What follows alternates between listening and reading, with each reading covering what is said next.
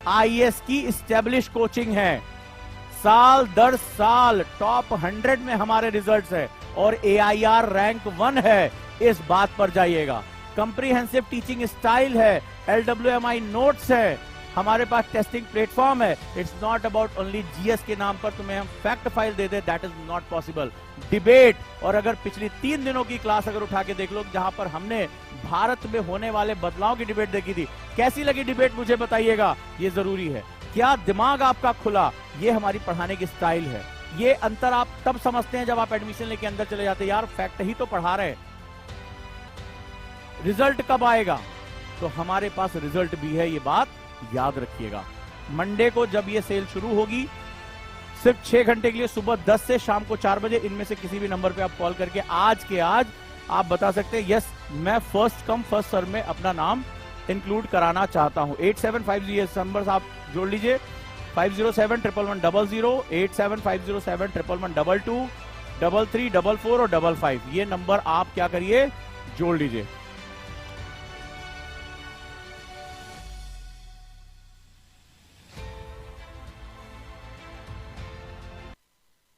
IAS की establish coaching है। साल दर साल टॉप 100 में हमारे रिजल्ट्स है और एआईआर रैंक 1 है, इस बात पर जाइएगा।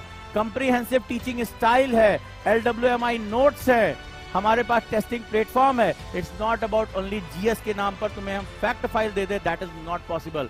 डिबेट और अगर पिछली 3 दिनों की क्लास अगर उठा के देख लो, जहां पर हमने भारत में होने वाले बदलाव की डिबेट देखी थी, कैसी लगी डिबेट मुझे बताइएगा, ये जरूरी है। क्या दिमाग आपका खुला, ये हमारी पढ़ाने की स्टाइल है। ये अंतर आप तब समझते हैं जब आप एडमिशन लेके अंदर चले जाते हैं, यार फैक्ट ही तो पढ़ा रहे हैं, रिजल्ट कब आएगा? तो हमारे पास रिजल्ट भी है, ये बात याद रखिएगा। मंडे को जब ये सेल शुरू होगी, सिर्फ 6 घंटे के लिए सुबह 10 से शाम को 4 बजे, इनमें से किसी भी नंबर पे आप कॉल करके आज के आज आप बता सकते हैं, यस मैं फर्स्ट कम फर्स्ट सर्व में अपना नाम इंक्लूड कराना चाहता हूं। 8750 नंबर आप जोड़ लीजिए, 507-11100, 8750711122, 3344 और 55, ये नंबर आप क्या करिए, जोड़ लीजिए।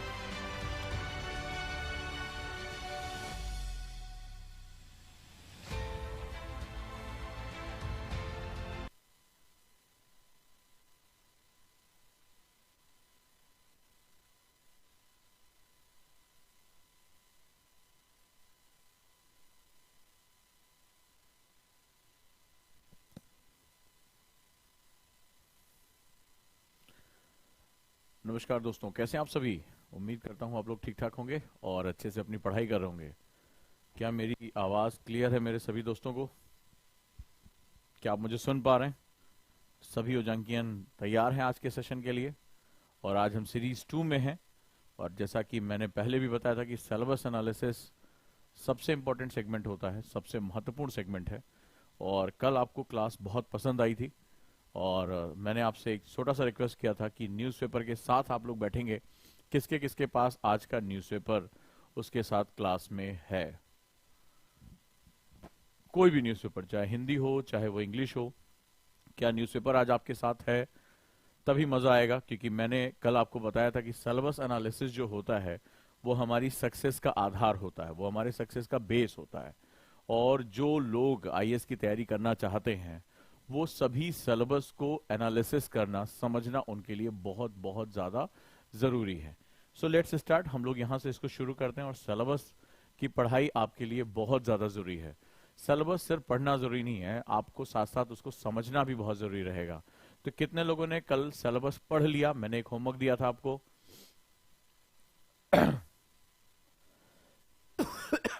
चलिए बताइए, कितने लोगों ने सिलेबस को पढ़ लिया डाउनलोड करके उजांक एडू वेबसाइट से?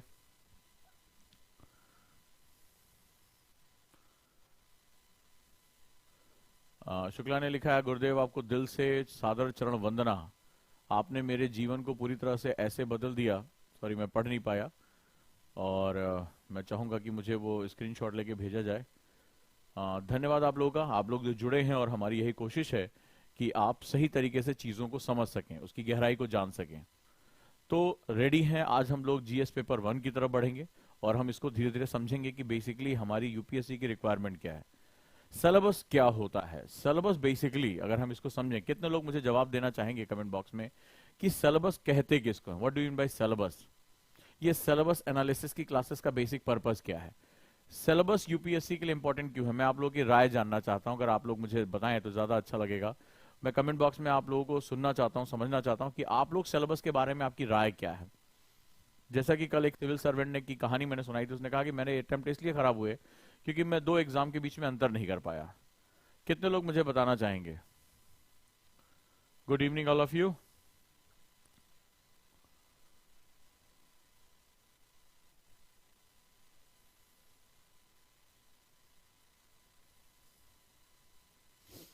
कितने लोग हैं? पाठ्यक्रम क्या होता है? Communication between us and UPSC. Wonderful wonderful.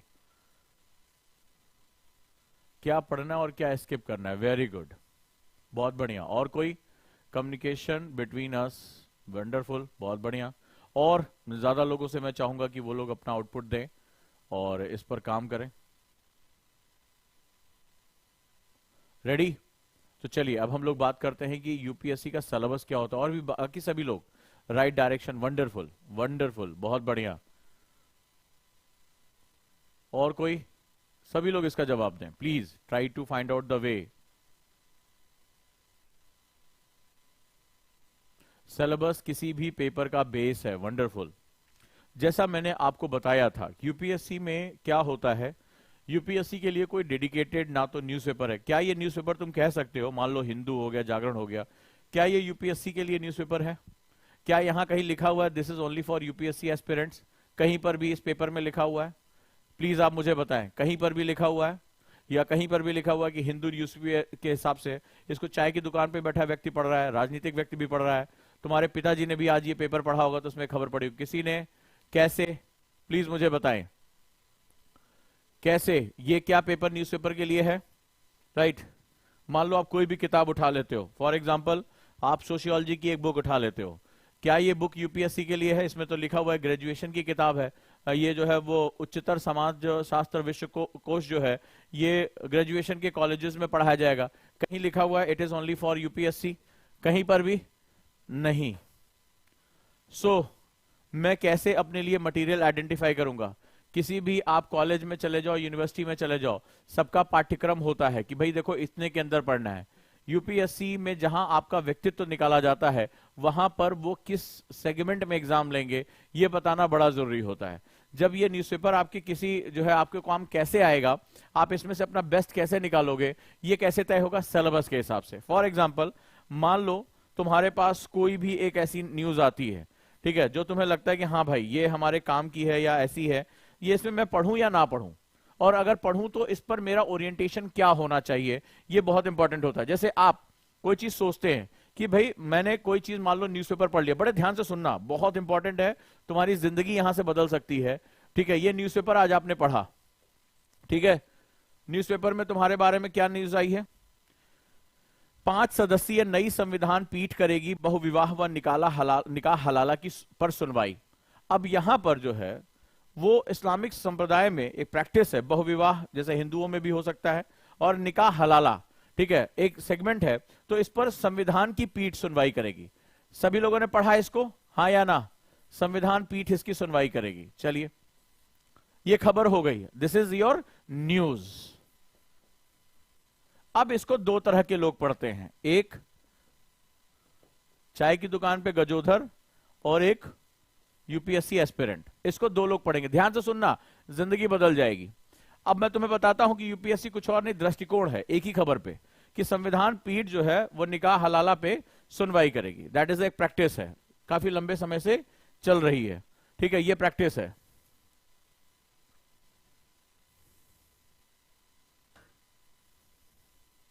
चलिए अब क्या हुआ, अब ये चाय की दुकान वाले हैं भाई साहब, अबे भाई साहब अपनी पॉलिटिकल ओरिएंटेशन के हिसाब से बात करें, अबे भैया मोदी जी ये करके रहेंगे, ये उन्होंने बोला। दूसरे ने कहा अरे भैया, इनके साथ वाले, अरे भैया ऐसा नहीं होना चाहिए, किसी के मामले में दखल नहीं देना चाहिए। तो क्या होगा, इस पर बातचीत चलती, सुना आप लोगों ने, ऐसी बातचीत होती है। अरे भैया मोदी है तो मुमकिन है, दुनिया भर की बातें शुरू हो गई। लिखा लिखा हुआ है, आपने दुनिया भर की बातें शुरू कर दी। आप उसको पॉलिटिकल एंगल, अपने धार्मिक एंगल, इन सब पे लेके चले गए। हाँ या ना? लेकिन अब आप यूपीएससी एस्पिरेंट हैं, और यूपीएससी एस्पिरेंट मैं उसको कहता हूं जिसको सिलेबस पर पकड़ है। क्या है? सिलेबस पर पकड़ है। अब जरा देखो, प्रथम दृष्टया ये देखने पे तुम्हें कैसा लग रहा है? अगर तुम फर्स्ट इंपॉर्टेंस देखोगे तो संविधान पीठ का जो मसला है इसकी सुनवाई करेगी, ठीक है, एक प्रैक्टिस है, उसकी जो है सुनवाई करेगी, इज इट गुड बैड, ये क्या होना चाहिए, जो भी है अपना निर्णय देने का काम करेगा। तो ये मुझे पॉलिटिकल जो है, ये पॉलिटी का न्याय व्यवस्था से हमें लग रहा है, यानी हमें देखने पे अमूमन जीएस के हिसाब से लग रहा है ये पॉलिटी का सेगमेंट है, ठीक है। लेकिन जो स्टूडेंट एनालिसिस कर लेता है, सवाल ये है कि ये प्रैक्टिस हो कहां रही है? ये प्रैक्टिस हो रही है समाज में, और समाज के किस धड़े को प्रभावित कर रही है? अल्पसंख्यक समाज में, यानी माइनॉरिटी में अगर हम बात करें तो माइनॉरिटी के जो फीमेल की बात हो रही है, ठीक है, यानी इस रिलेटेड टू द संविधान। क्यों बात करें? संविधान में तो लिखा हुआ है ना कि हम कभी भी किसी के धर्म के मामले में दखल देंगे ही नहीं। हाँ या ना? मुझे बताओ, तुम लोगों ने थोड़ी बहुत भी अगर पढ़ाई की है तो संविधान ने कहा कि अगर ये धार्मिक मसला है, जैसे मैंने कई बच्चे से आज पूछा, बोला सर ये तो पॉलिटी का इशू हो गया, संविधान पीठ बैठी पॉलिटी का इशू हो गया। मैं समझ गया कि ये बंदा जो है वो जानता ही नहीं है सिलेबस, क्योंकि संविधान कहता है कि हम आपके धार्मिक मामलों में दखल नहीं देंगे जब तक कि वो समाज के बड़े हिस्से अथवा किसी के अधिकारों का हनन ना कर रहा हो, अगर किसी के राइट्स को वायलेट ना कर रहा हो, क्योंकि राइट्स को सुरक्षित करने का काम सुप्रीम कोर्ट का, कस्टोडियन ऑफ कॉन्स्टिट्यूशन है वो। तो क्या होगा? यहां पर फीमेल्स के राइट्स क्या वायलेट हो रहे हैं कि नहीं हो रहे, ये तय करेगा सुप्रीम कोर्ट। लेकिन क्या उनके राइट्स वायलेट हो रहे हैं? क्योंकि कॉन्स्टिट्यूशन स्त्री और पुरुष की जगह सबको समान अधिकार देता है। ये सोशल जो है वो कस्टम्स होते हैं जो क्या करते हैं, उसके राइट्स को डिस्टर्ब करते हैं। क्लियर हुआ? तो यहां क्या करना होगा, इसको अब एंगल बदल जाएगा। और जब हम इसको कहां आप देखेंगे, अब हम पेपर 1 में सोशल इश्यूज के हिसाब से भी देखेंगे, इसको हम देखेंगे महिला सशक्तिकरण के हिसाब से, ठीक है, हम इसको जो है हम देखेंगे समाज की समानता के हिसाब से। तो सिर्फ ये पेपर 2 का इश्यू नहीं है, ये पेपर 1 का भी इश्यू है, क्योंकि ये समाज के भीतर ही प्रैक्टिस निकल कर आ रही है। संविधान ने कहीं कहा कि हम स्त्री और पुरुष को अलग अलग अधिकार दे रहे हैं, वो तो कहता है we the people of India, Bharat के लोगों को अधिकार दे रहे हैं। तो ये प्रैक्टिस महिला और पुरुष की अलग अलग कौन कर रहा है? समाज कर रहा है। अब समझे कि एक ही चीज में इसके दो अलग अलग आयाम निकल आते हैं, दो अलग अलग आयाम निकल आते हैं। अब मान लो इसकी गंभीरता समझो, सिलेबस एनालिसिस कितना डेप्थ सेगमेंट है। अब तुम्हारा क्वेश्चन जो है, यही चीज जो है, यही आपका जो आज अखबार में आया, मैंने इसीलिए न्यूज़पेपर लेके बैठो, तभी मेरी क्लास समझ पाओगे। और इस क्लास के बाद जो ये श्रृंखला चला रहा हूं ना, एक ऐसे बेहतरीन इंसान बन के निकलोगे जिसे यूपीएससी को देखने का तुम्हारा नजरिया बदल जाएगा। इन किताबों को पढ़ना, इस न्यूज़पेपर को पढ़ना, ये सारी चीजें तुम्हारी बदल जाएंगी। Notes, answer writing. अब क्या हुआ, मान लो यही जो है, आपको पता है कि महिला सशक्तिकरण और महिला के अधिकारों पर हर साल क्वेश्चन आते हैं, ठीक है, पेपर 1 में भी आ गया मान लो। और अगर मान लो यही मुद्दा उठाकर उसने पेपर 1 में दे दिया और आपको यह लगता है कि यह पॉलिटिकल इशू है, ठीक है, आपको लगता है कि यह पॉलिटिकल इशू है, अब इसने उठाकर कहां दे दिया? पेपर 1 में दे दिया। अब पेपर 1 में अब आप आंसर लिखने लगे किसके हिसाब से? इसको पूरा पॉलिटिकल हिसाब से आप लिखने लगे। समझना, बड़ा इंपॉर्टेंट बात कह रहा हूं, कितनी बड़ी मिस्टेक करोगे। अब तुम क्या हुआ कि जैसे आया, ओह माय गॉड, मैंने तो इसके बारे में पढ़ा है, मैंने नोट्स बनाए, अब आपको इसमें पेपर 1 में पूछा और आप जवाब लिखने लगे कि संविधान में अनुच्छेद ये है, ये ताकत देता है, संविधान पीठ ये होती है, इतनी इतनी ये लगेगी, इसलिए इसको बनाया गया क्योंकि जज रिटायर हो गए, फलाना ठिकाना, पूरा लिख के चले आए। यस मम्मी, मैं पास हो जाऊंगा मम्मी। तो आप जो है वो बोलते हुए चले आए। यूपीएससी कर, अच्छा तुम्हें मम्मी मम्मी हम कराते हैं। वो क्या कह रहा था, इसको पेपर 1 में उसने क्यों पूछा? अगर इसका पॉलिटिकल एस्पेक्ट उसको पूछना था, क्योंकि आपको पता ही नहीं है। आप आश्चर्य करेंगे कि आंसर की डिलीवरी भी पेपर के हिसाब से होती है। जब उसने पेपर 1 में पूछा और सिलेबस एनालिसिस में रखा, पेपर 1 में हम सोशल एस्पेक्ट पूछेंगे, इसके सामाजिक एस्पेक्ट पूछेंगे,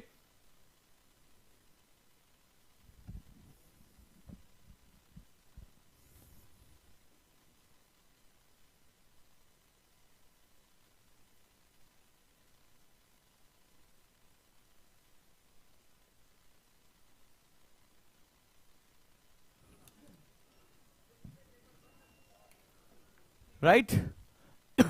चलो ठीक हो गया। होता रहता है, हिंदुस्तान है। तो अब क्या हुआ, अब ये हुआ कि जब आप इसका आंसर ढूंढ रहे हो, कितने लोग इत्तेफाक रखते हैं इस बात से, मुझे कमेंट बॉक्स में नहीं बताओगे, मुझे कैसे पता चलेगा मेरी मेहनत तुम तक पहुंच रही कि नहीं पहुंच रही है।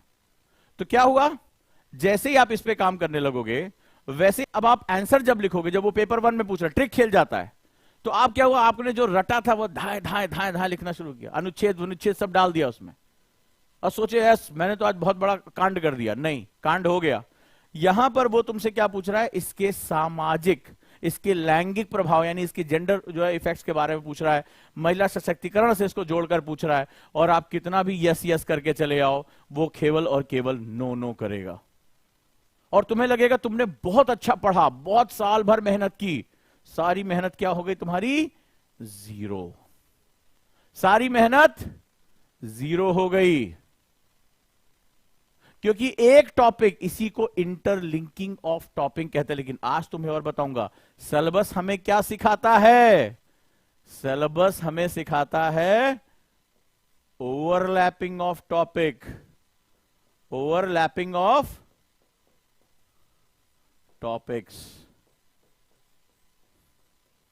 इंटरलिंकिंग टीचर सिखाएगा, वो डिस्कशन करता है कि देखो भाई एक चीज का दूसरा पहलू भी है। अगर ये राजनीतिक मुद्दा है तो ये सामाजिक मुद्दा भी है, धर्म से जुड़ा हुआ मुद्दा है, कल्चर से जुड़ा हुआ मुद्दा है, राजनीतिक मुद्दा है, ये इंटरलिंकिंग होगी। लेकिन इंटरलिंक होने के बाद, जैसे होता नहीं एक चश्मे के ऊपर दूसरा कलर भी आ जाता है, तो उसमें कई बार कुछ कलर जो होते हैं वो क्या होता है, ओवरलैप करते हैं। यूपीएससी में जो छटाई होती है, जो बच्चे नहीं सेलेक्ट होते हैं, वो यहां होते हैं। कितने लोग ओवरलैपिंग ऑफ टॉपिक के बारे में जानते हो, तो बताऊं आगे, ठीक है, कितने लोग जानते हैं ओवरलैपिंग ऑफ टॉपिक्स क्या होता है?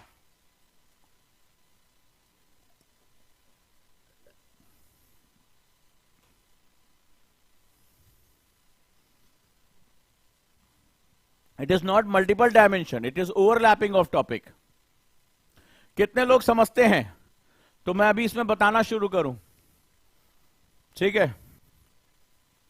आज के पेपर से तुम्हें सिखाऊंगा ओवरलैपिंग ऑफ टॉपिक। चलिए, हां, अब overlapping of topic most important होता है, खास तौर पे आंसर राइटिंग के लिए।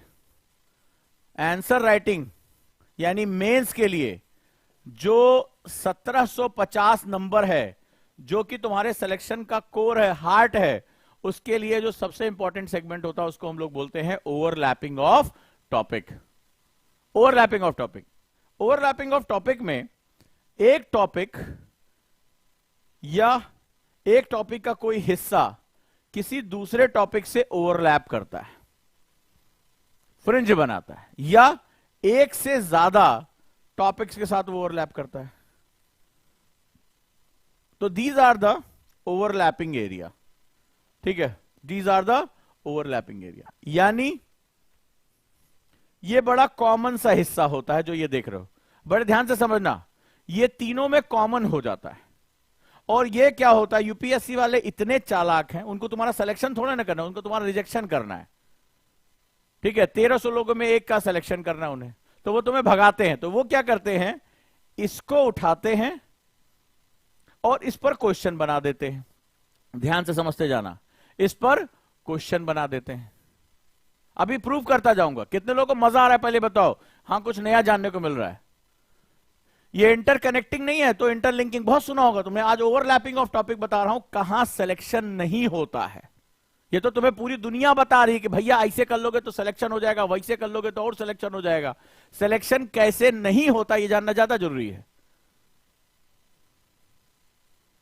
ठीक है। तो यहां से क्वेश्चन बनाते हैं। अब जरा समझो कि इसमें क्या होता है। यूनिवर्सिटी में ऐसा नहीं होता, यूनिवर्सिटी में एब्स्ट्रैक्ट डोमेन होते हैं। जब आप कॉलेज से आए हो, ग्रेजुएशन से किए हो, तो भैया हिस्ट्री में हिस्ट्री क्वेश्चन पूछ लिया, ज्योग्राफी में ज्योग्राफी क्वेश्चन पूछ लिया, पॉलिटी में पॉलिटी का क्वेश्चन पूछ लिया, सिंपल। इसमें जनरली जो है, जो मैंने देखा है, जहां पर यूपीएससी के बच्चे क्वेश्चन अटेम्प्ट नहीं कर पाते हैं, वो होता है ओवरलैपिंग ऑफ टॉपिक। अब ओवरलैपिंग ऑफ टॉपिक का आर्ट क्या है ये समझो, ठीक है, कैसे ये काम करता है। यूपीएससी क्या होता है, यहां पर उसको एक बहुत बड़ा ताकत मिल जाती है, यानी वो कहते हैं ना कि वो बूस्ट जोश पा जाता है, उसको किसी भी भाषा का प्रयोग करके किसी भी डोमेन में जाने की आजादी हो जाती है। किसी भी डोमेन में जाने की आजादी हो सकती है, ठीक है, वो तुमसे सोशल इशू में पॉलिटी का क्वेश्चन इन्वॉल्व करा सकता है, पॉलिटी के पेपर में वो इकोनॉमिक्स का पेपर इन्वॉल्व कर सकता है। और बहुत से बच्चे इसके बारे में जानते ही नहीं है। क्यों? क्योंकि हमारी बेसिक ट्रेनिंग क्या हुई है यूनिवर्सिटी में, कैसा होता है, आज भाई इतिहास का पेपर है, आज फलाने का पेपर, आज ठिकाने का पेपर है, आ जाता है। ओवरलैपिंग ऑफ टॉपिक के बारे में हमें ना किसी ने बताया और ना हमने कभी पूछा। होता क्या है इसमें ओवरलैपिंग ऑफ टॉपिक में कि यहां पर क्वेश्चन का जो भाषा होती है वो किसी और बारे में होती है, लेकिन उसका स्थान क्या है, यानी उसकी पोजीशन कहां रखी गई, जीएस पेपर 1, 2, 3, 4, और उसका ओरिएंटेशन क्या है, यानी उसका ध्येय क्या है, ये दोनों जो है बहुत इंपॉर्टेंट होता है समझने। यानी ये कैसे क्वेश्चन होते हैं, कहीं पर निगाहें और कहीं पर निशाना, कहीं पर निगाहें और कहीं पर निशाना। तो ये यूपीएससी की सबसे खास बात है। अब जैसे तुमसे एक छोटा सा एग्जांपल देता हूं, अब इसको और डीपली समझो। एक छोटा सा सेगमेंट आया हुआ है, ठीक है,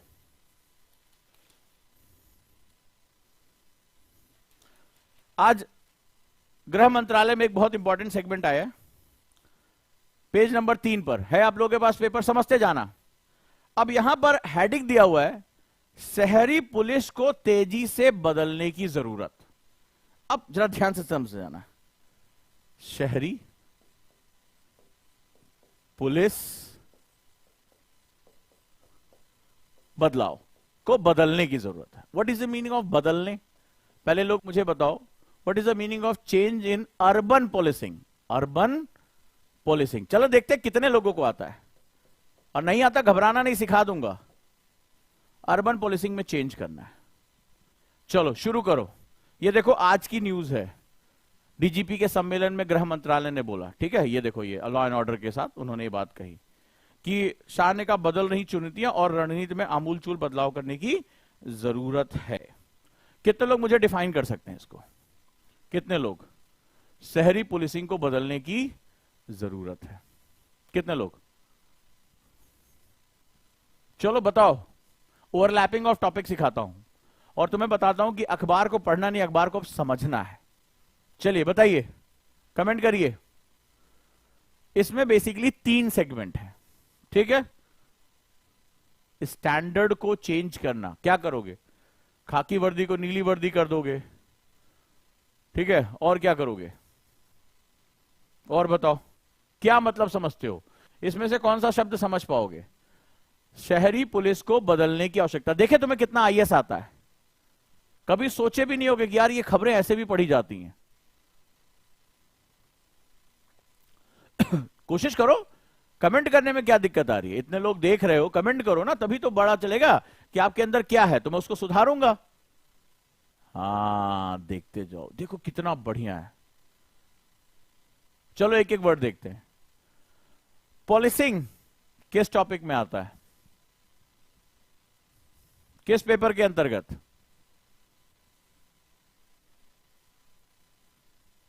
ये 2 सेगमेंट में तुम्हारा।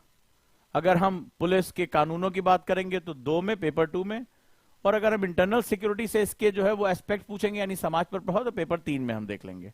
कोई दिक्कत नहीं है, ठीक है। अभी देखते जाओ, तो हम यहां दोनों जगह इसको देख सकते हैं।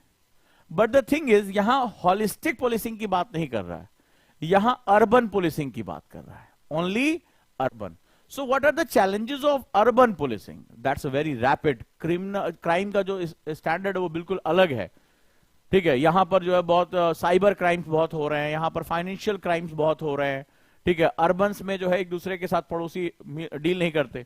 तो यहां पर अगर तुम कहोगे पुलिस व्यवस्था में बदलाव की, अब मान लो तुमने जैसे ही क्वेश्चन पूछा, एक उन्होंने क्वेश्चन देखा है, आप एग्जाम दे रहे हो, आप तुरंत चौड़े हो गए, देश की पुलिस को सुधारने को लेकर, ये लेकर वो लेकर, तो नतीजा क्या होगा आपका? जो आपको लगेगा मैंने आज पुलिस व्यवस्था में सुधार पर सारे टॉपिक लिख लिए। कई बार अखबारों में आया हुआ है, प्रकाश सिंह रिपोर्ट, आप उसमें डाल दोगे, तमाम रिपोर्ट्स डाल दोगे, यूपीएससी का एग्जामिनर क्या करेगा? उसको काट देगा, क्योंकि तुम्हें आंसर किसके अकॉर्डिंग लिखना है? Urban. So what are the basic challenges in the urban area? Because इसको सपोर्ट कौन कर रहा है? चेंज, बदलना। बदलने का मतलब कि जो परंपरागत तरीके, मान लो आज साइबर क्राइम हो रहा है, ठीक है, कोई एटीएम उखाड़ लेके जा रहा है, कोई बहुत ही स्मार्ट तरीके से जो इसमें सिम में फोन किया और पैसा गायब, तो ये जो है चेंज करने का मतलब है बदलती जरूरतों के हिसाब से इसमें साइंस एंड टेक भी लेकर आना है,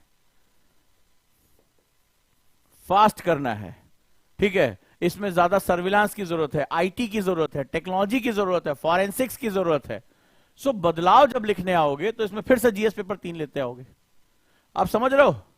शहरीकरण paper 1। So what are the basic challenges according to that?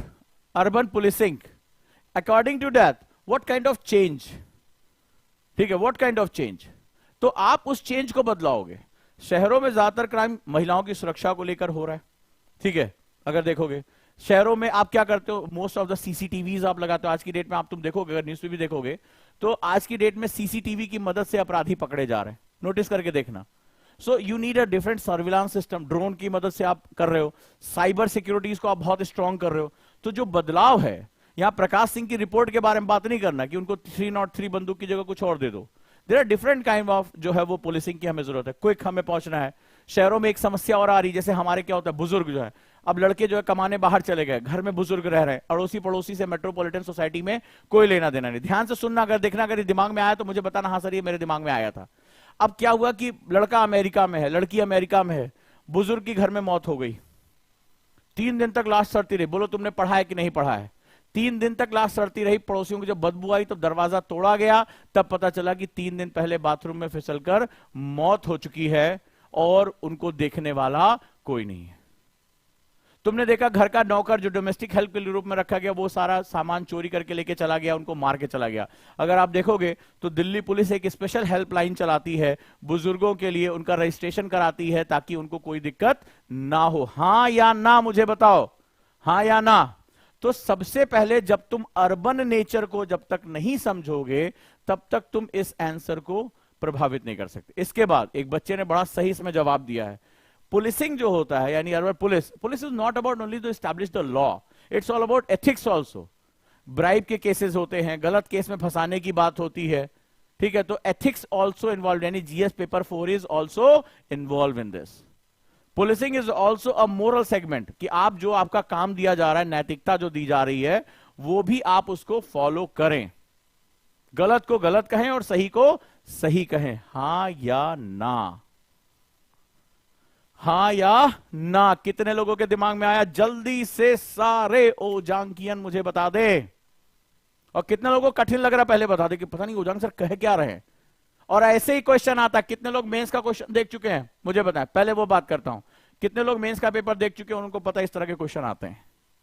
और हमारा ध्यान इस पर था, हम इस पर जा ही नहीं पाए। हम बदलाव के बारे में भी बात नहीं कर पाए, क्योंकि अर्बन सेक्टर्स बहुत तेजी से बदलते हैं, टेक्नोलॉजी बदलती है।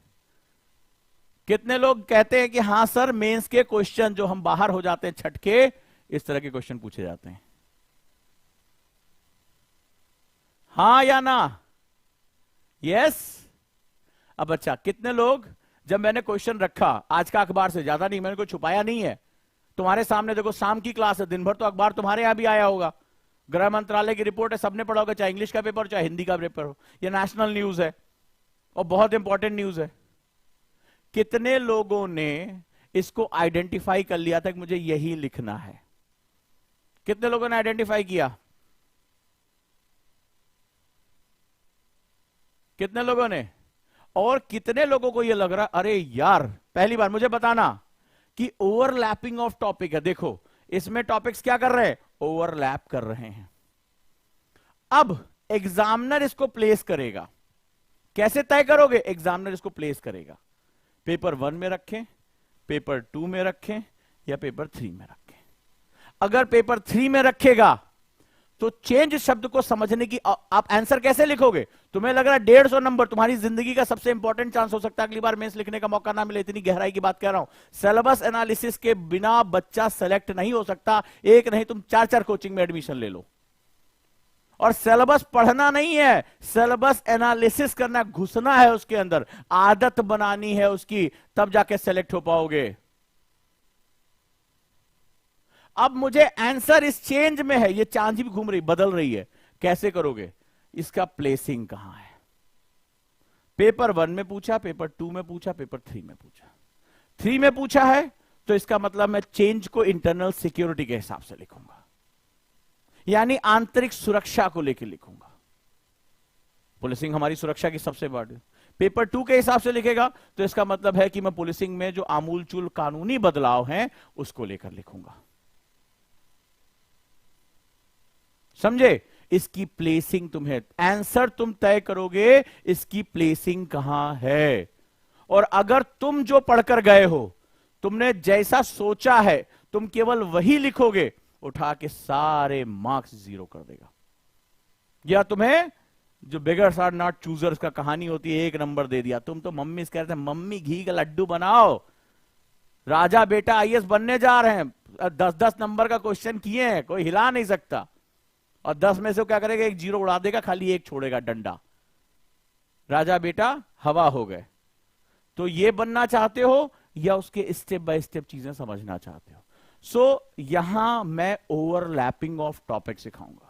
और इसके बिना यकीन मानो तुम्हें लगता होगा कि sir this is my syllabus, I took admission in this coaching, I pay 2 lakh rupees, तो सर अब तो मैं तो आईएएस बन ही जाऊंगा, because I am Shahrukh Khan, मैंने तो सारा कंप्लीट कर लिया सर।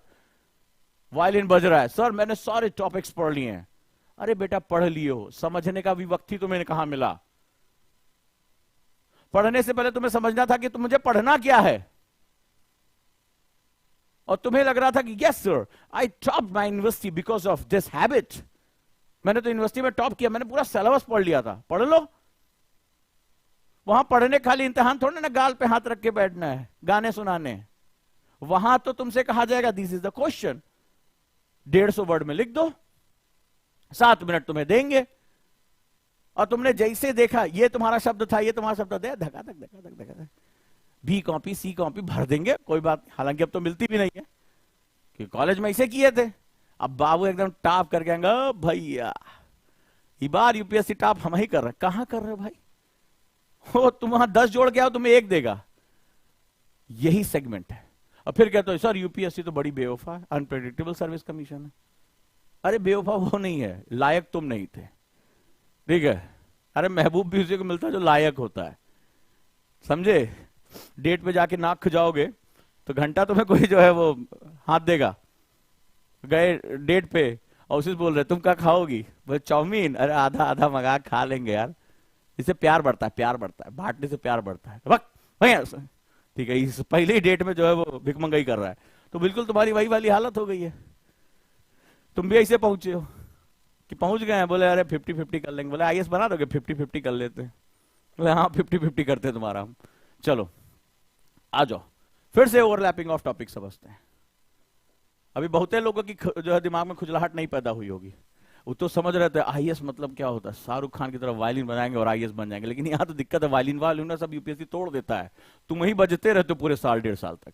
ठीक है, ओवरलैपिंग ऑफ टॉपिक फिर समझाते हैं। सबसे पहले तुम्हारी दोस्ती अखबार से कराऊंगा, लेकिन ये अखबार कमबख्त बड़े अजीबोगरीब चीज है, ठीक है। चलो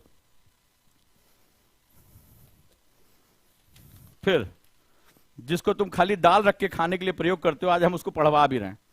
चलो भाई,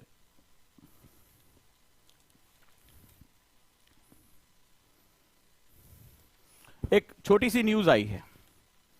कहोगे ये कौन पढ़ने की चीज है?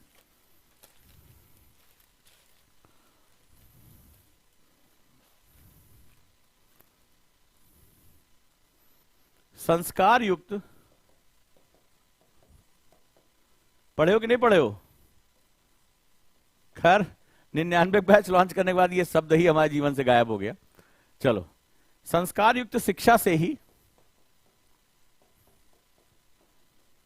भारत बनेगा। अब याद देखते हैं, बहुत बार ये वर्ड सुनोगे, विश्व गुरु। क्वेश्चन पूछ लिया यूपीएससी में तुमसे, आजकल बहुत चर्चा में चल रही है। और एक बात याद रखना, मैं अक्सर कहता हूं, जो चर्चा में है, जो चर्चा में है वो पर्चा में है, वो पर्चा में। हमारे यूपी बिहार के बच्चे समझ गए होंगे, जो चर्चा में है वो भैया पर्चा में है। यानी जो न्यूज में आ रहा है वही यूपीएससी के पेपर में भी आएगा, समझे। हाँ, जो चर्चा में है वो पर्चा में है। देखो एक सज्जन कह रहे हैं कि एक और टीचर का नाम लिया, वो वाली बैच में जाओ। अरे फिर नहीं पूछे, हम लोग आईएएस के स्पेशलिस्ट हैं, बुझे नहीं बुझे? हम लोग रैंक 1 वाले हैं, श्रुति शर्मा वाले हैं, ठीक है? तो सिर्फ ये मतलब नहीं है कि किसका रील ज्यादा चल रहा है, किसका फोटो ज्यादा दिख रहा है। सवाल यह कि अंदर टीचर दिमाग खोल पा रहा है कि नहीं खोल पा रहा है। तुम रिलीए पे आईएएस बन जाओगे क्या है? थोड़ा आगे बढ़ो। हमारी जो इतिहास है वो बेहतरीन रिजल्ट देने का इतिहास है, समझे बाबू? चलो, तो जो चर्चा में है वो पर्चा। अब ये क्वेश्चन आया है, चले अभी क्वेश्चन को हम थोड़ा सा समझ लेते हैं। हम क्वेश्चन को थोड़ा सा समझ लेते हैं। क्वेश्चन कह रहा है संस्कार युक्त शिक्षा से ही भारत बनेगा विश्व गुरु। आजकल ये बहुत चल रहा है। तो विश्व गुरु बनने की राह में संस्कार युक्त शिक्षा से आपका क्या तात्पर्य है? मान लो ये क्वेश्चन तुमसे पूछ लिया, ठीक है? तो चूंकि आजकल आप देख रहे हैं कि न्यू एजुकेशन पॉलिसी पर बहुत चर्चा हो रही है, ठीक है? तो न्यू एजुकेशन, अब मुझे ये बताओ, एक एक शब्द को मुझे डिफाइन कर दो, किसके हिसाब से तुम करोगे? चलो आ जाओ। तो जो चर्चा में है वो पर्चा में है। चलिए शुरू करिए। तो संस्कार युक्त शिक्षा से ही भारत बनेगा विश्व गुरु। चलिए, ए बाबू, कहां वो आके यहां प्रचार कर रहे थे? उनकी जगह जाके एडमिशन ले लीजिए। आइए बताइए ना, आए हो तो कम से कम ज्ञान तो रखो। हमारे कितने बच्चे तुम्हारे ज्ञान के सागर में डूब जाना चाहते हैं। आंखियों में डूब डूब के तो बहुत हो गया टाइम। यहां उजांग का इस एकेडमी के बाद वैराग्य पैदा हो जाता है। आंखों में डूबना ही बंद कर देते हैं हम लोग। हम तो खाली किताब में डूबते हैं, सपनों में डूबते हैं, अपने मकसद में डूब जाते हैं। क्योंकि हमारे सामने किसी महबूबा का कोई भविष्य ही नहीं है। हमारे सामने तो हमारा राष्ट्र रखा है। हम एक्चुअली इसी के लिए लड़ते हैं कि हमें अपने राष्ट्र को विश्व गुरु बनाना है। हमारा विजन थोड़ा बड़ा हो जाता है। हे भैया, थोड़ा डुबवाओ ना, आओ आओ, हमारे बच्चों के हिस्से में पढ़ मत जाना। वो डिबेट में बहुत तगड़े हैं, है ना? वो जानकी बताओ, एक एक चीज की बाल की खाल निकाल लेते हैं। कभी आओ हवेली पर, कभी आओ डिबेट उबेट करो उनसे, ठीक है? ये सब तो फर्राटेदार, उनको सब समझ में आ चुका है। हाँ आओ, चलो बताओ इस क्वेश्चन का क्या मतलब है? क्वेश्चन समझाओ मुझे। ये अखबार में आया है, बहुत तो लोग पढ़वे नहीं किए होंगे। डॉक्टर कृष्ण गोपाल बोल रहे हैं, जान दो यार, ये थोड़े ना आएगा आईएएस में। नई शिक्षा नीति पर इतनी चर्चा चल रही है और एक महामंत्र दे दिए हैं। जैसे रोज सुबह उठ के जो तुम महामंत्र याद करते हो ना, ये वाला याद कर लो, लिख लो बड़ा बड़ा, जो चर्चा में है वो पर्चा में है। चलो आ जाओ। तो जो चर्चा में आ गया अखबार में, अब ये तुम्हारे ऊपर है कि तुम इसको कैसे करोगे। चलो, संस्कार युक्त शिक्षा, इसका बेस कहां से लोगे? संस्कार का मतलब क्या हुआ? यहां पर संस्कार क्या होते हैं? किसे संस्कार कहोगे? इसका सांस्कृतिक जुड़ाव क्या होता है? क्या यह समाज से आने वाली कोई चीज है, या संस्कार धर्मों के अलग अलग होते हैं? बड़ा डिबेटेबल टॉपिक है ये, बड़ा गहरी बात कही गई है। संस्कार किसी धर्म का होता है, किसी समाज का होता है, या किसी राष्ट्र का होता है, या तीनों का होता है? चलो डिबेट कर लेते हैं। बड़ी गहरी बात है, इसमें चूकोगे चौहान तो मामला खराब हो जाएगा। संस्कार परिवार का भी होता है कि नहीं? मां बाबूजी क्या संस्कार दिए हैं? संस्कार उस समाज से भी आता है, संस्कार उस धर्म का भी होता है। जैसे मान लो हिंदू धर्म में 16 संस्कार है, जन्म से लेकर मृत्यु तक के संस्कार हैं, होता है, हर जगह संस्कार होते हैं। या किस संस्कार की बात करें? आंसर लिखोगे कैसे? सुनाई नहीं पड़ा हमें, क्योंकि इसमें 2 हिस्से हैं। हाँ, सुनाई नहीं पड़ा, जल्दी से बोलो। कौन वाला लिखोगे? कौन वाला लिखोगे? परिवार वाला, समाज वाला, धर्म वाला, देश वाला? चारों लिख नहीं पाओगे, चारों लिख नहीं पाओगे। पता चला कि तुम चिट्ठियां लिखते रह गए। लिखे जो खत तुझे वो तेरी याद में, हजारों रंग के सितारे बन गए। 5वां अटेम्प्ट था मेरा, किनारे लग गए। तो भैया बहुत दिक्कत हो जाएगी वहां पे।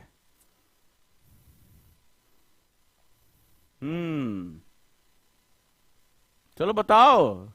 बहुत लोग यूपीएससी बड़ा हल्के में ले रहे थे ना, कि यहां है शाहरुख खान बन के निकल जाएंगे। हाँ जी, राष्ट्र, राष्ट्रीय संस्कार के अंतर्गत सभी कुछ आ जाते हैं। संस्कार एक अलाइनमेंट होता है, ठीक है? जब हम व्यक्तिगत संस्कार, ऐसा नहीं कि तुम्हारे परिवार में पिताजी बहुत शिष्टाचारी है तो दोनों तीनों भाई बहन बहुत शिष्टाचारी होंगे। एक गांजा भी फूक रहा होता, फूकता कि नहीं फूकता, एक जो है सुबह उठ के वेद पाठी भी है, एक सभ्यता से पढ़ाई भी करता है, और एक जो है मोहल्ले में धां धां कंचा भी खेलता है, जहां मौका मिले सट्टा भी लगाता है। तो संस्कार व्यक्तिगत पारिवारिक सामाजिक जिस धर्म के क्षेत्र में है उसका, और जो सबसे बड़ा डोमेन होता है वो है राष्ट्रीय संस्कार। जब व्यक्ति की, जो यहां बात हो रही है, जब व्यक्ति की अंतर्दृष्टि राष्ट्रीय संस्कारों पर आकर टिक जाती है तो बाकी अन्य संस्कार उसके साथ सम्मिलित हो जाते हैं, या इन संस्कारों में कोई टकराव नहीं रह जाता। इन संस्कारों में कोई टकराव नहीं रह जाता जब ये समस्त संस्कार राष्ट्रीय संस्कार के साथ आकर जुड़ जाते हैं। और बड़ी महत्वपूर्ण बात है कि वह जो राष्ट्र अपना राष्ट्रीय संस्कार नहीं पैदा कर पाता, एक और स्टोरी आई है, जो राष्ट्र अपना राष्ट्रीय संस्कार नहीं पैदा कर पाता, वो देखो उसके लिए भी एक जो न्यूज आता। क्या न्यूज है? पाकिस्तान आटे को मोहताज, भारत में मिल रहा मुफ्त राशन। पढ़े हो कि नहीं पढ़े हो? बहुत दिन से चल रहा है। पाकिस्तानी सब जो आटा वाटा बिना परेशान है, ठीक है, ये हालत हो गई। वो आटा के लिए चाटा दिए पड़े हैं, एक दूसरे पीट रहे हैं ससुरे, आटा ही नहीं मिल रहा उनका, ठीक है। तो अब मुझे बताओ, भारत और पाकिस्तान दोनों एक ही दिन विभाजित हुए धर्म के नाम पर। हमने क्या किया? हमने एक बहुत बड़ी धारणा को लेते हुए हमने वहां से प्रोग्रेस शुरू किया। हमने मानवतावादी दृष्टिकोण, वसुधैव कुटुंबकलम, सेकुलरिज्म, हमने इन सारी अवधारणाओं के साथ जाया कि हमारे राष्ट्र का कोई भी धार्मिक पहचान नहीं होगी, हमारे लिए सभी के लिए अवसर बराबर होगा, और हम लगातार उसके लिए प्रयासरत हैं। हमारी अवधारणाएं हमारे संविधान के अंदर निहित हैं। हमारे सारे संस्कार जो है वो क्या है? संवैधानिक संस्कार है, हाँ या ना? और इतने बड़े देश के लिए ये बहुत बड़ी बात थी। ये बाबा साहब का एक बहुत बड़ा कंट्रीब्यूशन भी था, या उस समय के आजादी के नेताओं ने जिन्होंने अपना कंट्रीब्यूशन दिया। तो हमने क्या चुना? राष्ट्रीय संस्कार। और पाकिस्तान का चुना और नतीजा क्या हुआ? आटे आटे पे लिखा है चाटे वाले का नाम। चलो भैया, है ना? ऐसा ही। हाँ, तो आज वो आटा नहीं पा रहे और हम 50, उनकी टोटल आबादी ज्यादा, हम फ्री राशन दे रहे हैं, ले जाओ। हमारे देश के गरीबों को हम बांट दे रहे हैं, जितना वो मारा पीटी करके ससुरे नहीं निकाल पा रहे। तो ये होता है राष्ट्रीय संस्कार। अब आंसर की डेप्थ देखो, ठीक है। आपको विश्व गुरु बनना है। विश्व गुरु मतलब ऐसा थोड़ा ना पूरा भारत दाढ़ी बढ़ा के जो है वो चारों तरफ जो है ऐसे ऐसे हाथ ऊपर करके घूमेगा, जो मिले अंग्रेजी इधर आओ, इधर आओ, जर्मनी वाले तुम इधर आओ, बैठो यहाँ। विश्व गुरु का मतलब होता है, विश्व गुरु कितने लोग इसको डिफाइन कर सकते? चलो बताओ। विश्व गुरु सब कितनी बार सुने होंगे? पिछले कई 1.5-2 साल से बहुत ज्यादा चर्चा में है। चलो बताओ, विश्व गुरु मतलब क्या होता है? कि मतलब भारत आगे आगे चलेगा और पीछे पीछे सारा देश, उसके विश्व आ जाएगा उसके पीछे। हाँ बताओ बताओ बताओ, फिर तुम्हें अगला क्वेश्चन। आज पूरा पेपर हुए हम इसी में पढ़ा देंगे भाई। हाँ बताओ, कितने लोग इस शब्द को डिफाइन कर सकते हैं? वो जो आईएएस बनने का सपना देख रहे हैं, चाहे अभी चाहे बाद में। हाँ, कहा है भाई? किसी लिखा इकोनॉमी, ओ लो, तो अमेरिका और ब्रिटेन है विश्व गुरु रहेंगे। कहां 26 ट्रिलियन डॉलर, कहां हमारा 5 नहीं है? फिर हाँ, कारण ही ना तुम्हारी शिक्षा व्यवस्था हम लोग की सड़ी हुई है। यहां तो गुरु गरियाया जाता है, गुरु गरियाया जाता है। गुरु कभी गरिमा में था, राजा अपना सिंहासन छोड़कर मुकुट गुरु के चरणों में रख देता था। यहाँ ससुर 99 रुपए के लोग गरिया देते हैं, ये हालत है। तो अब देश में गुरु गरिमा में नहीं हो गया, गुरु गरियाया जा रहा है, ठीक है। इसी में एक और खबर आई है कि वो एक जो है चाकू माकू मार दिया अपने गुरु को, वो बेचारा रोका कि भाई गलत कर रहे हो। हाँ, गुरु का काम होता है मार्गदर्शन करना, गुरु का काम होता है रास्ता दिखाना, गुरु का काम होता है ज्ञान देना। गुरु जो होता है वो श्रेष्ठ होता है। इसका मतलब क्या है? और किसका गुरु? पूरे विश्व का गुरु। तो विश्व का गुरु वही होगा जिसके अंदर ज्ञान निहित होगा। कौन सा ज्ञान? विश्व को क्या चाहिए? विश्व को आज सबसे पहले पर्यावरण को बचाना आना चाहिए। बोले हाँ या ना? आंसर कितने लोग आज लिखोगे बैठ के इस पे? विश्व को रास्ता दिखाना मानवतावादी दृष्टिकोण के बारे में, हाँ या ना? बताओ इसको। इसके बाद अगली बात कहोगे कि पूरे विश्व में मानवतावादी दृष्टिकोण को लेकर आना, आतंकवाद के खिलाफ सभी को एकजुट करना, हाँ या ना? आगे बढ़ो इस पे। सर्वजन हिताय सर्वजन सुखाय की अवधारणा को, जो भारतीय मूल की अवधारणा है, वो इसमें लेकर जाना। भारतीय ज्ञान को अमेरिका की तरफ पेटेंट नहीं करवा लेना, देख हमारा है, नीम हमारा है, बैगन हमारा है, सब पेटेंट कर, हमारा ही सामान लेके चले गए, हमें पेटेंट करके बेच दिया। तो बोले ज्ञान पर सबका हक है, जो ज्ञान को धारण कर ले जाओ उसको, हाँ या ना, हो गया काम। तो ये भारतीय मूल है। तो गुरु बनकर, मतलब गुरु बनकर ये शिक्षा दे। और देखो दूसरा है, देखो आज पूरा पेपर ही हम तुम्हें पढ़ा देते हैं, कैसे पढ़ा जाता है पेपर, ये देखते जाओ। देखो पहला बड़े बहुत गर्व वाली है, वैश्विक अस्थिरता व चुनौतियों के बीच भारत चमकता सितारा। ये अंगड़ाई आ चुकी है हमारी, ये कोई थोथला वर्ड नहीं है। वैश्विक अस्थिरता व चुनौतियों के बीच भारत चमकता सितारा, कहे थे ना न्यूज़पेपर लेकर आना, कहे थे। तो यानी क्या लिख रहा है कि भारत चमकता सितारा, शाइनिंग स्टार है, ठीक है। ये WEF के चेयरमैन ने कहा, हेड ने कहा है, क्लास स्वाब ने, और कहा कि भारत जो है एक बहुत इंपॉर्टेंट है कि विभिन्न धड़ों में जो बटी दुनिया है, अलग अलग, कोई इधर लड़ रहा है, कोई उधर लड़ रहा है, उन सबको भारत रास्ता दिखा सकता है। देखो ये तुम हाथ कंगन को आरसी के और पढ़े लिखे को फारसी क्या यार, हो गया काम, यार तुम्हारे सामने है, ये इसी का हिस्सा है। विश्व गुरु मतलब सिर्फ इकोनॉमिक्स कमा के सबको बर्बाद कर देना नहीं है। सर्वे भवन्तु सुखिनः, सर्वे सन्तु निरामया, सर्वे भद्राणि पश्यन्तु, मां कश्चित् दुःख भाग् भवेत्, इस धारणा के साथ कि संसार में सभी निरोगी हों। हम नहीं रखेंगे अपना टीका अपने पास, हम वैक्सीन का टीका सबको बांटेंगे, हम अपनी जरूरत पूरी करेंगे, साथ साथ हम सबको बांटेंगे, ये हमारी ताकत है। सबके दुख दूर हो, सभी शांति से रहें, क्योंकि हमारा जो संस्कार है वो कैसा संस्कार है, प्राचीन समय से राष्ट्रीय संस्कार है। ये अंग्रेजवे नहीं थे जो हमें आके हमें राष्ट्र की अवधारणा बताए, ये रुडयार्ड किपलिंग और सर जॉन सोर नहीं थे।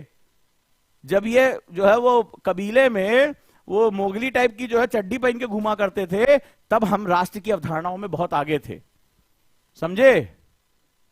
तो बस हमें और तुम्हें क्या करना पड़ेगा, अपने ऊपर गर्व करना पड़ेगा, अपनी संस्कृति को जानना समझना पड़ेगा। कितने लोग इसका आंसर आज लिख पाएंगे अभी भी।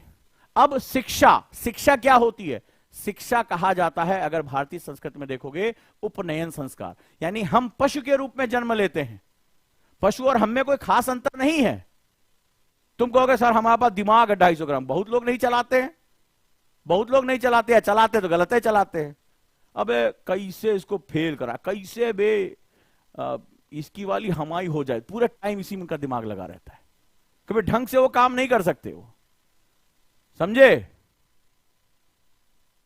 तो क्या करना है तुम्हें, शिक्षा जो होती है पशु से मनुष्य का जीवन होता है। तो वो कौन थे जो गाड़ी में तो थे, एक लड़की गाड़ी के नीचे आ गई और जब तक उसका छत विछत नहीं हो गया तब तक उसको घसीटते रहे 12 किलोमीटर तक, वो मनुष्य थे। मनुष्य ऐसा करता है। वो कौन थे जो एक रात में एक भोली भाली लड़की निकलती है सड़क पर और 6-6 लोग उसका सामूहिक जो है रेप करते हैं और उसकी हत्या कर देते हैं। कौन है वो लोग जो 4 साल 5 साल की बच्चियों के साथ इतना जघन्य अपराध करते हैं। बच्चों की तो एक किलकारी, एक पीड़ा की आवाज भी बड़े बड़े पत्थरों को पिघला देती है। हम उस देश के लोग हैं जो कहते हैं कि बच्चों में तो भगवान बसते हैं। हम अपने समस्त ईश्वर के बाल रूपों की पूजा करते हैं, चाहे वो हमारे राम हो, हमारे कृष्ण हो, हमारे हनुमान हो, हम बाल रूपों की पूजा करने वाले लोग हैं। तो आज बच्चों के साथ क्या अत्याचार नहीं हो रहे हैं, तो क्या वो मनुष्य हैं? मनुष्यत्व यही होता है? प्रश्न का तुम उत्तर दे दो। तो शिक्षा जो होती है, शिक्षा साक्षरता नहीं। क्या वर्ड लिखा है? शिक्षा। साक्षरता मतलब भाई पढ़ लिख लिए हो गया, नहीं। शिक्षा जो उद्देश्य परक होती है, जो मानव के रूप में तुम्हारा उत्थान करती है। भारत की व्यवस्था में साक्षरता नहीं थी, शिक्षा थी। ये पश्चिम से हम लेके चले आए, समझे? हाँ, तो शिक्षा यानी उद्देश्य परक, मानव के रूप में आगे ले जाने की। तो क्या ये आंसर कहना चाहता है? किस पेपर में तुम रखोगे अभी तुम्हारा काम है बताना, समझे बाबू? हमारा काम है तुम्हें दबा के पढ़ाना, ठीक है? और फिर से एक बार बताना कि पढ़ना है तो ढंग से पढ़ लेना। जितने बच्चों के अंदर आग है, जो फैक्ट और एनालिसिस के बीच का अंतर अब समझ चुके हो कि फैक्टवा नहीं पढ़ना आईएएस के नाम पे और रीलवा से भी आईएएस नहीं बनोगे, बनोगे बुद्धि को लगाकर, गुरु शिष्य परंपरा में सीख कर। भैया मेरे फॉर्म हमारी टीम भर रही है, या कॉलिंग नंबर दिया हुआ भर देना।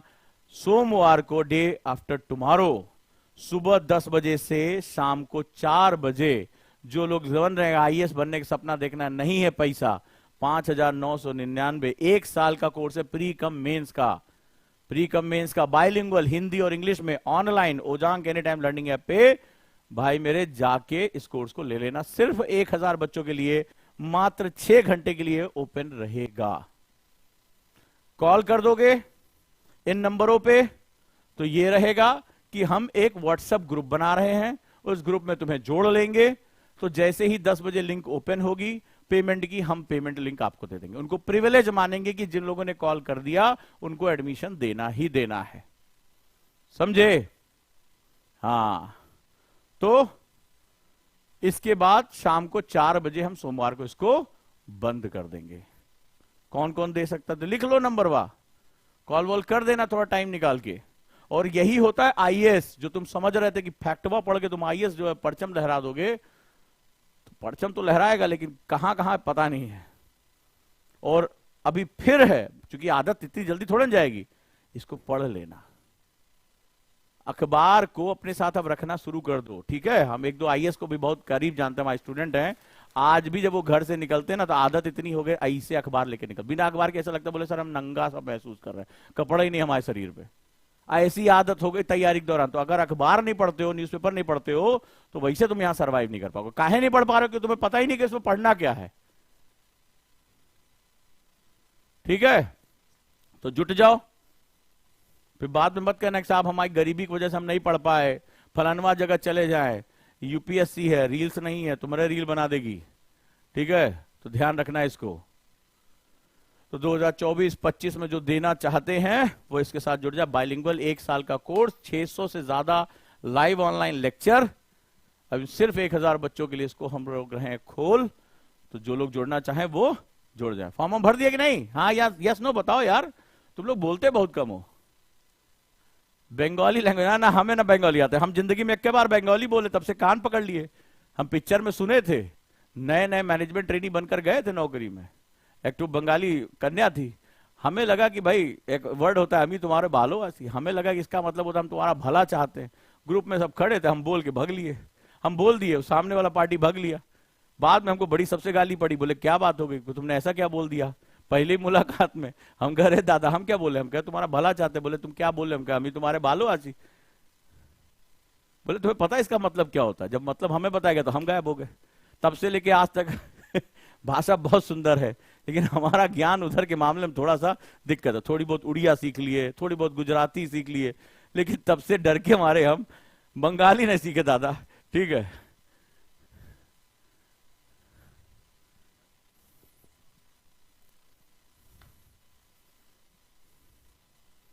चलो,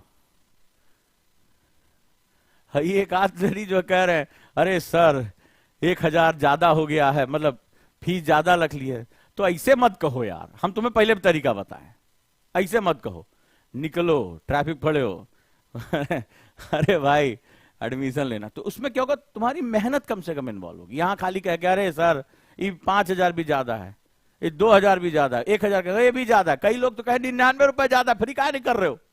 तो हम तुमसे कह रहे हैं किसी चीज को पाने के लिए मेहनत करो भाई, निकलो निकलो थोड़ा, कम से कम सुबह शाम तक पसीना। ये बाबा तो कम से कम ये तो रहेगा कि हाँ कमाई कैसे की जाती है, कमाया कैसे जाता है। तो निकलो भाई, हम बहुत खुर्राट टीचर ही मामले में। आईएएस पढ़ने आओगे तो पहले खाल उतार लेंगे तब पढ़ाएंगे, हैं? तो चलो, और ध्यान रहे, फिर कह रहे हैं ठीक है, रिजल्ट पे बहुत फोकस करके रखना। रिजल्ट आईएएस में हमारा ही ना, एक साल भर पढ़ लो, उसके बाद सोचो अरे यार ये बताओ लोको पायलट का एग्जाम निकला, आईएएस की तैयारी की, भर दे कि ना भरे, पता नहीं लोको पायलटवा का एग्जाम निकलेगा कि नहीं निकलेगा हमसे। यहां थोड़ा मामला उल्टा है, यहाँ आईएएस के लिए पहले वही लोग आए जो एनालिटिकल माइंडसेट सीखना चाहते हैं। आईएएस का एग्जाम दे रहे हो, लोको पायलट ने पहले अंतर कर लेना। पता चला यहाँ आके बोलो अरे आप बताइए नहीं कि पानीपत का युद्ध हुआ कितने सन में हुआ है, हमसे उलटवा रहे हो, तो दिक्कत हो जाएगी वहां मामला, ठीक है? और अंग्रेजी वंग्रेजी नहीं आती, हिंदू उर्दू कम से कम सीख लो, ठीक है। और ज्यादा उत्तेजित है, देखो हमारा एक स्टूडेंट उत्तेजित हो गया कि वो कोई उल्ट पटांग बोल रहा है, घबराए ना क्या करो। अरे एक बार बताओ, तुम आईएएस बनोगे, तुम्हारे यहाँ बताओ कौन तुम्हारे बगीचे में पानी डालेगा, तुम्हारा गाड़ी कौन पोछेगा? अरे यहीं तो निकलेंगे जो आज यहां बकैती कर रहे हैं, वो करेंगे क्या आगे चल के? आईएएस तो नहीं है बनेंगे। तो बताओ तुम्हारा सिक्योरिटी कौन देखेगा, तुम्हारा खाना कौन बनाएगा? एक आईएएस के पीछे 14-15 तो सपोर्टिंग स्टाफ मिलता है, कहां से लेकर आओगे तुम यार? सब आईएएस बन जाएंगे। तो घबराए ना कि ऐसे लोग जवाब मत दिया करो, ऐसे लोगों को रिजल्ट दिया करो, ऐसे लोगों को जवाब मत दिया करो, ऐसे लोगों को रिजल्ट दिया करो। बोले तैयारी कर रहे थे, बोले हाँ तुम भी तैयारी कर रहे, बोले अरे हमारा तो हो गया, हाँ हो गया। तो ऐसे आके बोला करो, टेंशन ना लिया करो, ठीक है। चलो डन। और यूपीपीसीएस 199 चले। अरे 24, 25, 26 कुछ ना बदलेगा। चलिए शुरू करते हैं हम लोग फिर अब आगे अपना सफर। तो कितने लोग कॉल वॉल कर चुके हैं? कितने लोग अभी हेड एंड टेल करेंगे?